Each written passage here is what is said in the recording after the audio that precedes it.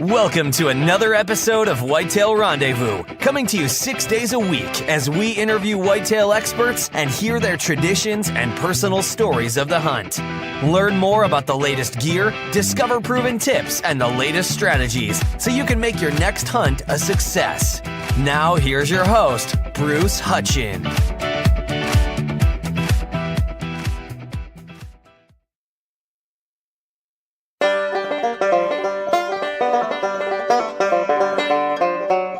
Hey folks, this is Bruce Hutchin with Whitetail Rendezvous, and I'm still at, the third day of ATA 2019, and I'm with really good friends. About 3-4 years ago, Brian and Mariah Hardy FacePaint, and I got connected with them, and they were one of my first guests on my show, actually, and they've just done exquisite.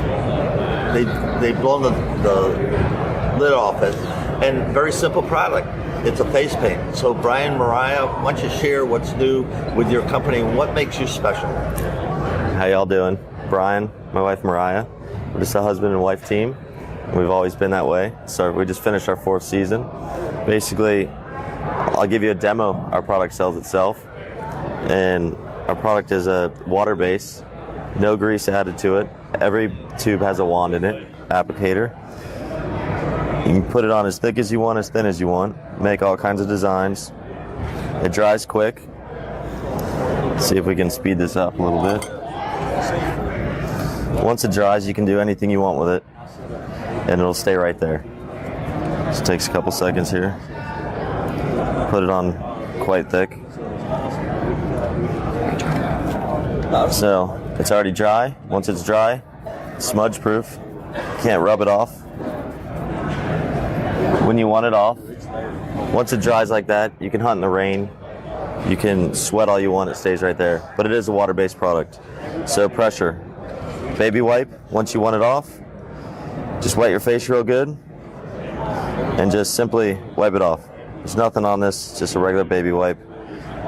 It's that simple. The product sells itself. What colors do you have? So we came out with a white, snow goose hunters, and then we also came out with a gray. Okay. And then coming soon. Now you also have brown and green. Yes, we've always had the 3-pack. And then the only tube that we sell in a larger tube is our single large black tube.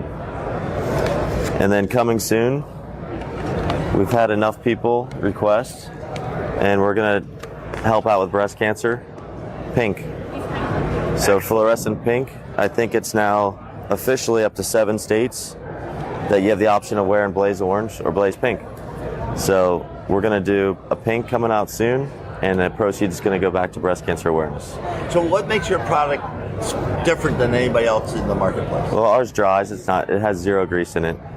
And like I said, once it's there, it doesn't go anywhere. It stays where you want it all day. You can sleep with it.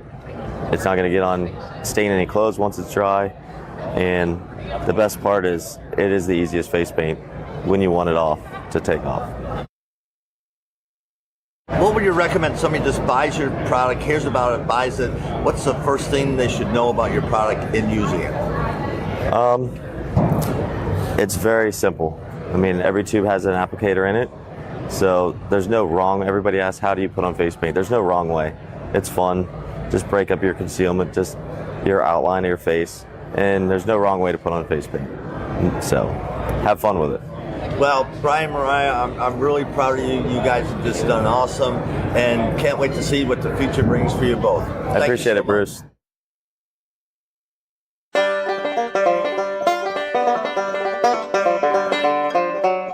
Hey folks, this is Bruce Hutchin at ATA, the last day of ATA 2019 with Brian Markham. And Brian and I are in front of the IBO organization booth. Brian, what's so special about IBO? Well, the IBO was founded 35 years ago by a dedicated group of bow hunters with a mission to promote, encourage, and foster the sport of bow hunting. We're a bow hunting advocate. We raise money for our mission by running 3D archery tournaments around the United States, and we crown national champions every year. We're heavily involved with the NAS program, the National Archery in the Schools program. We bring 3D archery to the NAS kids in school. So I have my vice president here, Ryan Bass. Ryan, come on over here. Ryan is in charge of our NASP IBO program. And introduce him again, Brian. This is Ryan Bass. He is our vice president, and he is the director of the NASP IBO 3D program that we started. So Ryan can tell you a little bit about our NASP IBO program and where we came from and where we're headed. So the NAS program, National Archery in Schools program, has 2.8 million kids participating in archery in the schools. They're shooting an 80 centimeter bullseye target. So in 2014, those kids wanted an additional challenge in 3D archery. So Brian and the IBO partnered with the National Archery in Schools program to bring 3D archery to those same kids using the same equipment that they already had. So then they brought me on to run that side of the program, the NAS IBO 3D challenge, where we're now taking 3D archery to those kids. Here in this building in May, we'll have 14,500 kids shooting archery in this building. Goodness. The Guinness Book of World's Record largest archery tournament and Guinness Book of World's Record largest 3D tournament every year. We'll have over 6,000, right at 6,000 kids shooting 3D in this building. So this partnership and this program has been a great success for the kids around the country. So what's your message to the people out there, moms and dads, kids? Why should they get involved with archery? IBO. Archery is a great family sport. We have kids from our future bow hunters, 3 or 4 year old kids that come out to our archery tournaments, all the way up to 70 and 80 year old men. So it's a family sport. It's a lifetime sport. We bring families together and we want to introduce them into an outdoor lifestyle. Okay, so we want to take these kids in the NAS program, bring them out of the school setting, get them into an outdoor lifestyle, get them buying hunting licenses, and we know that those kids are going to have a better path in life than the ones that have never been exposed to the outdoors. Your thoughts, Ryan? It's the same thing. It's just we've got to take the kids today and get them involved in those outdoor life skills that we enjoyed as kids that we see we're missing a lot of generations, and I think we're getting that accomplished. Gentlemen, thank you so much for being on Whitetail Rendezvous this morning at ATA 2019. Thank you, sir.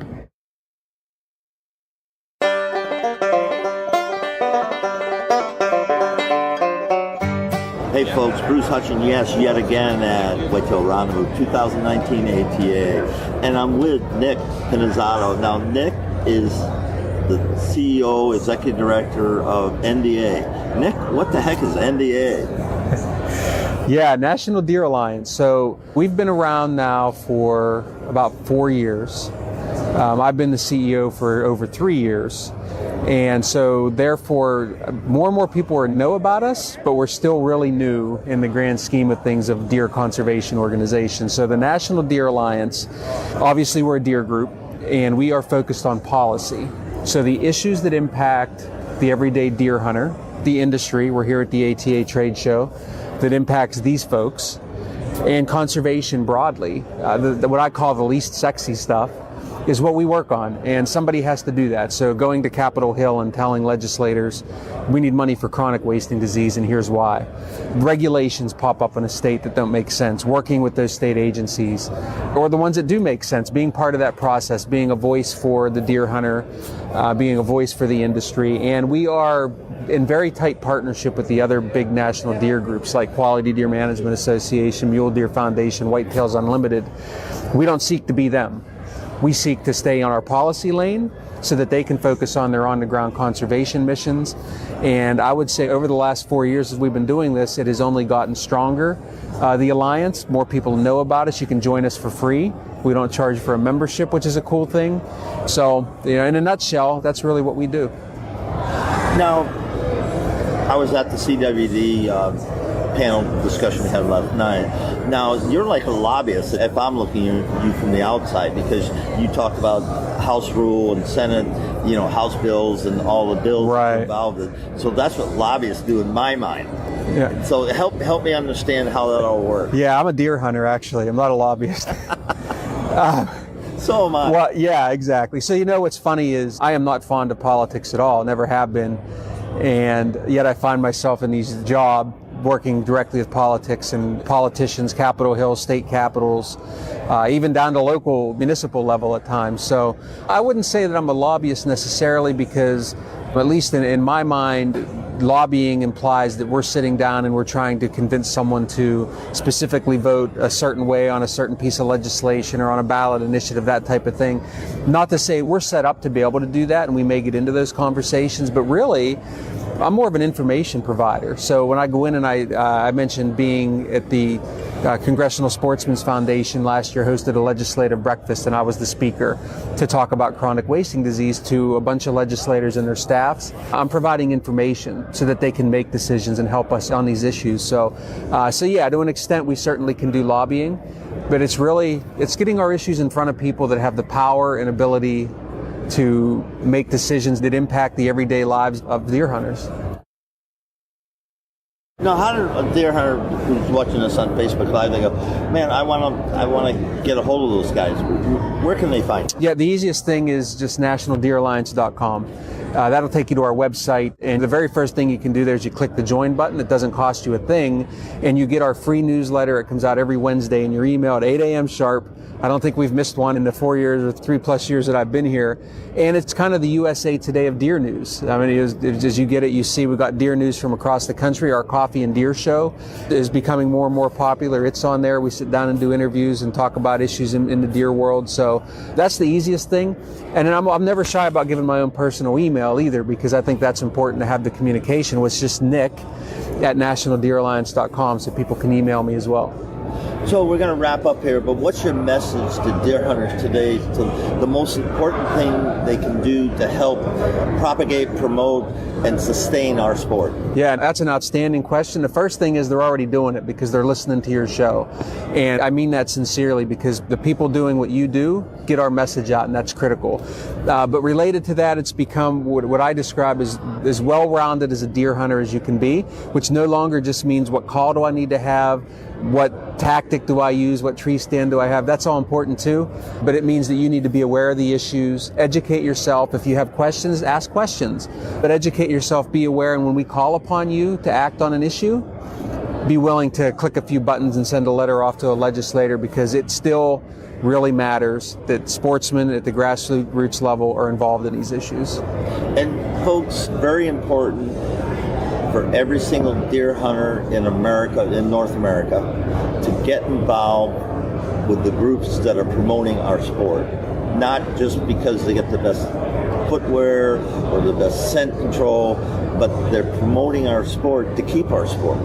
Because we all know the battle we're on with just ending hunters. Now we got some diseases on the front. We got a lot of battles. And if we don't stop fighting ourselves, we're hanging ourselves. Yeah. Pure and simple. It's not a two-way street anymore. We all got to join together in a positive way. I think Brian Murphy from QDMA said it well last night. In a positive fashion. Okay, let's join together. Let's agree to disagree and move forward together. Or I've got grandchildren that I want to be able to sit in the same tree that I've sat in for a real long time. Yeah, absolutely. At the end of the day, under this roof, we are all in the same family. And we can have our own little fun arguments about this bow, that bow, and which is fun and cool and all that, but none of that matters at the end of the day. What matters is that we stick together, we work on these issues together. You said it perfectly, and that's what you need to do as a sportsman. Thank you so much for your time, Nick. My pleasure. Thanks for having me. Thanks for joining us. Be sure to tune in tomorrow for another episode of Whitetail Rendezvous, where you can listen and learn from the experts so you can be more successful on your next hunt. Until next time, listen, learn, and succeed.